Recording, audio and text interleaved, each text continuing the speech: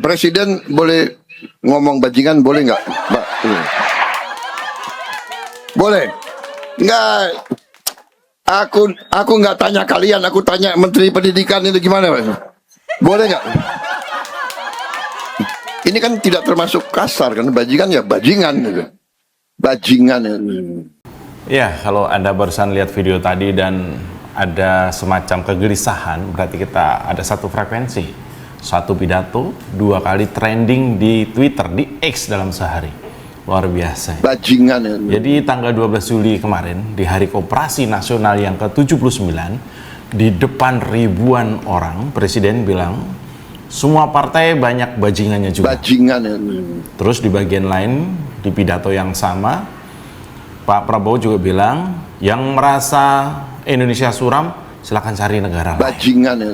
2 kalimat, dua-duanya viral, dua-duanya membuat kita merasa jadi tamu di negeri sendiri. Bajingan ya. Cuman dari satu pidato saja. Bajingan ya. Katanya sih itu bahasa Betawi soal bajingan ini katanya. Kata Pak Prabowo, katanya sih cuma candaan katanya. Katanya sih kritik akan tetap diterima kok dalam pidato itu. Tapi kali ini bajingan ya. Kita nggak mau cuma ngomongin boleh tidak boleh soal diksi doang. Nggak, kita mau bedah sesuatu yang lebih dalam.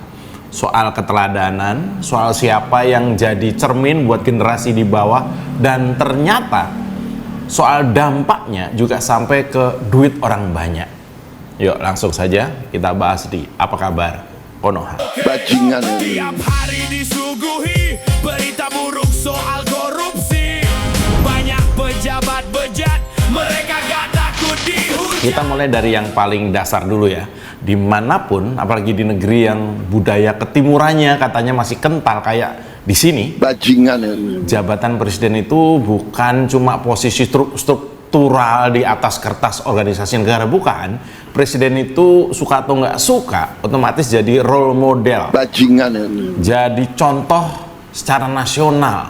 Setiap kata yang keluar dari mulutnya, setiap gestur, setiap candaan di panggung resmi, itu semua kepotret, kerekam, ditonton jutaan pasangan mata.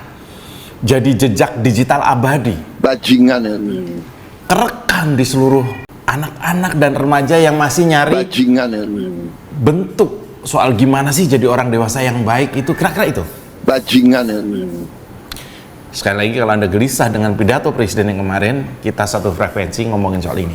Makanya ada alasan kenapa dari dulu kita diajarin ya, pemimpin itu diukur bukan cuma dari kebijakannya, bukan, tapi dari adab, etika, dari cara dia bicara, dari cara dia menahan diri di depan publik meskipun pribadinya lagi kesel, lagi capek, atau lagi gemes sama kritik misalnya. Di berbagai tradisi kepemimpinan, falsafah Jawa, ajaran agama, sampai teori kepemimpinan modern manapun, poin ini nyaris selalu muncul. Pemimpin yang baik itu pantas ditiru, bukan cuma pantas dipatuhi. Nah, kalau kata bajingan, istilah buat orang jahat, nggak bermoral, keluar santai dari mimbar resmi kenegaraan, terus kemudian diketawain rame-rame, terus jadi bahan candaan sama menteri di sebelahnya. Coba nilai sendiri deh. Bajingan ya. Ini contoh seperti apa yang lagi diwariskan ke generasi selanjutnya. Ini yang bikin kita makin mikir sebenarnya. Negeri ini kan katanya menjunjung tinggi budaya gotong royong, budaya hormat sama orang tua, budaya di mana pemimpin itu dianggap bapak bangsa, ibu bangsa, orang tua yang jadi tempat generasi muda belajar adab. Tapi coba jujur sebentar, kalau sekelas presiden yang notabene panutan tertinggi secara struktural sampai harus tanya dulu ke menteri di sampingnya, boleh nggak saya ngomong begini? Bajingan ya. Itu sebenarnya sinyal bahwa dia sendiri sadar itu bukan hal yang pantas, tapi tetap aja dilakukan di depan umum, di acara resmi, dan berulang. Bajingan ya.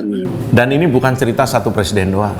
Kalau ditarik agak jauh, bukan rahasia lagi kalau beberapa presiden dan mantan presiden di negeri ini dari masa ke masa, kabarnya juga sempat tersandung isu-isu yang bikin publik bertanya-tanya, ini panutan atau ini justru yang perlu dipertanyakan kepanutannya. Kita nggak akan sebut nama satu-satu ya, biar aman aja, biar masing-masing Yang isi sendirilah di kepalanya pasti, oh iya si A, si B, silahkanlah pikirkan sendiri. Tapi intinya, kalau pola ini terus berulang dari generasi kepemimpinan ke generasi berikutnya, jangan-jangan yang sebenarnya sedang krisis itu bukan cuma ekonomi, bukan cuma politik, tapi krisis sosok orang tua ideal yang bisa beneran dijadikan cermin. Bajingan. Logikanya simple kok. Kalau di rumah kita ngajarin anak jangan ngomong kasar, terus anak itu buka TV, buka medsos, terus lihat presiden sendiri asik ngomong Bajingan. kami gitu, orang tua itu, saya sudah mengajarkan anak saya, ngomong yang bener loh ya, jangan kasar, ini bahasa yang baik, yang bahasa yang buruk. Lalu di sosmed hujan video-video pendek, video Pak Prabowo ngomong Bajingan. itu tadi, lalu kemudian kita sendiri orang tua jadi bingung, ini gimana kita sebagai orang tua nih. Nah sekarang masuk ke poin yang menurut kita paling ironis dari pidato ini, dan ternyata ironinya nggak cuma satu, dengerin ya.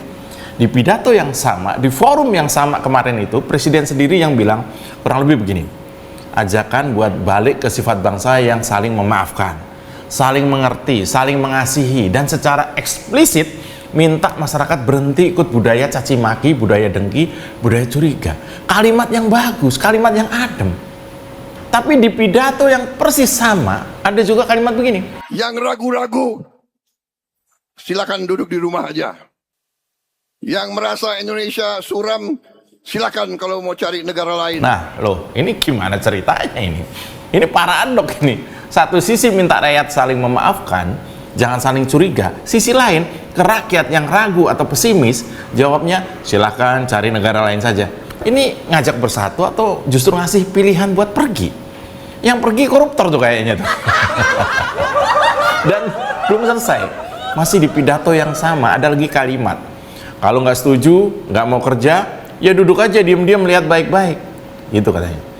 Meskipun langsung disambung dengan, tapi kita tetap terima kritik, kritik itu bagus. Bajingan.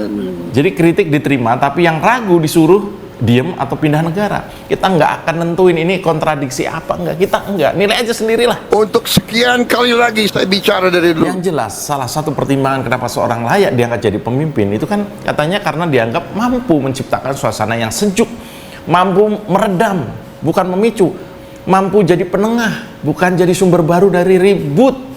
Bajingan. Kalau dalam satu tarikan napas yang sama, seorang pemimpin bisa ngomong, mari kita saling memaafkan, sambil di kalimat lain nyebut bajingan ke sesama anak bangsa. Terus di kalimat lain lagi mempersilahkan warganya sendiri cari negara lain kalau ragu. Itu konsisten atau enggak? Itu mencela-mencela atau enggak? Itu yang bikin suasana sejuk atau malah membuat ribut? Terus terang, sebagai orang tua, saya punya anak, saya kecewa dengan Pak Prabowo dengan kalimat-kalimat yang kemarin, karena kami kesulitan Pak menjelaskan ke anak kami kesulitan. Nah gini, kita semua tahu ya, dalam sejarah negeri ini ada satu presiden yang juga terkenal dengan pidato berapi-api, diksinya juga keras, retorika menggelegar, Bung Karno, presiden pertama kita. Bukan membandingkan ya, ini benchmarking aja. Tapi coba lihat ya, kata-kata keras Bung Karno ini ditujukan ke siapa? Ke penjajah, ke kolonialisme, ke imperialisme, kekuatan-kekuatan yang menindas bangsa ini dari luar. Semua diarahkan keluar, ke musuh bangsa, ke penindas rakyat. Coba kita pikir sebentar, kalau memang kata sekeras bajingan itu layak dipakai, sebenarnya paling pantas diarahkan ke siapa? Bajingan. Ke negara yang menjajah negara lain, ke pemimpin yang memerintahkan pasukannya membunuhi warga sipil yang gak berdaya, ke koruptor yang mencuri uang rakyat, ke pengemplang pajak yang kabur dari kewajiban negara, atau kalau mau lebih dekat lagi, ke menteri atau ke ketua lembaga di bawah presiden sendiri yang kedapatan makan duit haram hasil korupsi. Nah itu baru konteks yang pas buat kata Bajingan. Belakangan ini ada istilah baru yang viral di kalangan trader retail Pak, pidatomologi. Istilah satir ini lahir dari pengamatan berulang tiap kali presiden pidato soal ekonomi, IHSG dan rupiah ikut bergejolak. Bahkan jadwal pidato presiden sekarang dipantau investor kayak jadwal rapat suku bunga Bank Indonesia Pak. Nah salah satu contoh yang paling sering diomongin adalah pidato Mei tanggal 20 ya, 20 Mei 2026 di depan DPR. Sebelum pidato mulai, IHSG sempat menguat ke level 6.000-an sekian. Begitu presiden mulai bicara, indeks berbalik arah, sempat anjlok dari 6.400 ke 6.200, turun lebih dari 2% dalam hitungan jam. Penyebabnya ini jangan-jangan gaya bicaranya atau cuman isi kebijakannya. Ini yang menarik nih. Bahkan pejabat sendiri beda pendapat nih. Ada direktur Bursa Efek itu membantah kalau pidato presiden jadi faktor penentu pergerakan indeks harga saham gabungan. Katanya lebih ke faktor global kayak tarif resiprokal yang di Amerika itu, konflik geopolitik kayak gitu. Seorang ekonom senior juga saya pernah ketemu dan beliau juga bilang yang bikin pasar goyang itu bukan gaya bicaranya tapi kejutan kebijakan yang diumumkan di momen itu. Tapi ya kalau argumen resminya bukan pidato tapi kebijakan, itu kan sama aja artinya. Kebijakan itu disampaikan lewat pidato yang sama. Titik epicentrumnya tuh tetap di podium kan. Nah ini Pak, yang bikin kita mikir kalau memang ada korelasi berulang antara pidato presiden dengan gejolak pasar, meskipun soal sebab akibatnya masih diperdebatkan para ahli, bukannya lebih aman nih Pak kalau presiden lebih irit bicara, lebih terukur lah gitu ya, nggak usah nyerempet ke diksi-diksi yang bikin ribut di luar substansi kebijakan itu sendiri gitu. Soalnya kalau memang ada investor yang mikir 2 kali buat taruh uangnya di sini gara-gara ketidakpastian yang justru datang dari cara pemerintah sendiri ngomong ke publik, itu bukan salah kritikus Pak, bukan salah mahasiswa yang demo, bukan salah oposisi. Yang pidato di depan investor global itu presiden sendiri, bukan mereka. Nah kebetulan juga nih ya, di periode yang hampir sama ada isu terpisah yang lagi rame. Ada kabar 2 pabrik komponen otomotif dari Jepang itu mau pindah ke Vietnam. Kementerian Perindustrian sendiri itu sudah menelusuri dan bilang belum ada rencana relokasi yang terkonfirmasi sih. Ada asosiasi pengusaha bilang ini lebih ke tren konsolidasi bisnis global katanya, bukan kabur mendadak. Ya oke lah.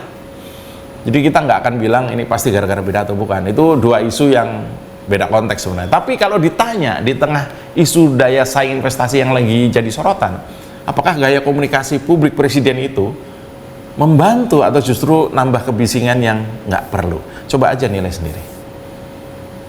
Nah, terakhir nih ya, ada satu momen kecil dari pidato ini yang sayang banget kalau dilewatin. Soalnya nyambung lagi ke soal keteladanan yang kita bahas dari awal tadi. Di tengah pidato kemarin itu, Presiden sempat nyinggung soal jumlah koperasi yang diresmikan. 1061 koperasi. Kenapa angkanya segitu? Karena katanya nih, 161 itu kalau jumlah jadi 8. Beliau sendiri sempat nyeletuk, heran kenapa ya tiap kali pidato angka 8 selalu muncul. Dari jumlah koperasi sampai nama bahan bakar apa tuh B50 itu juga nyambungin ke angka kesukaan presiden. Kita nggak akan nuduh apa-apa soal ini ya. Mungkin memang kebetulan aja. Mungkin memang beliau suka angka 8. Tapi coba pikirin sebentar, kalau jumlah koperasi yang diresmikan itu ditentukan biar pas sama hitung-hitungan cocokologinya presiden sama angka keberuntungan, bukan murni pertimbangan administrasi misalnya atau kebutuhan real di lapangan, pesan apa yang lagi kita kasih ke generasi muda soal gimana keputusan negara itu seharusnya diambil, berdasarkan data atau berdasarkan hitung-hitungan angka?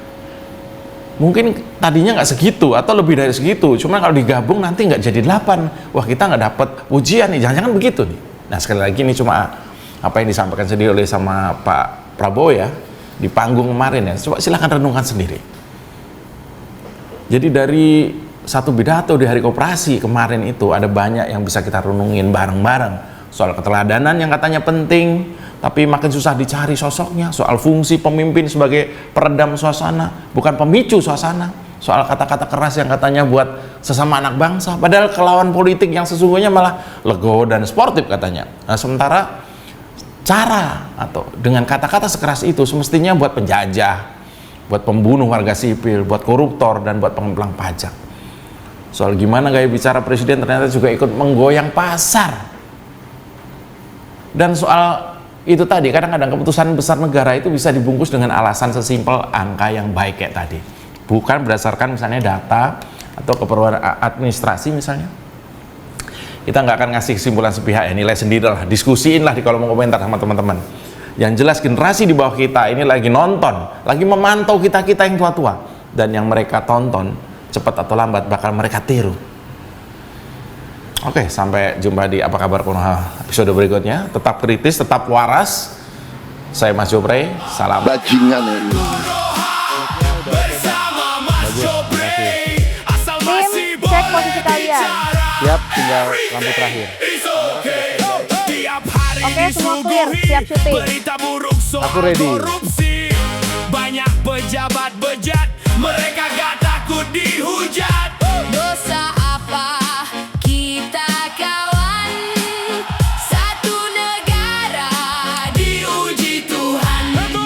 Apa kabar Konoha bersama Mas Coplay? Tim, cek posisi kalian. Siap, tinggal lampu terakhir. Everything is okay. Saya akan Oke, semua clear. Siap syuting. Aku ready.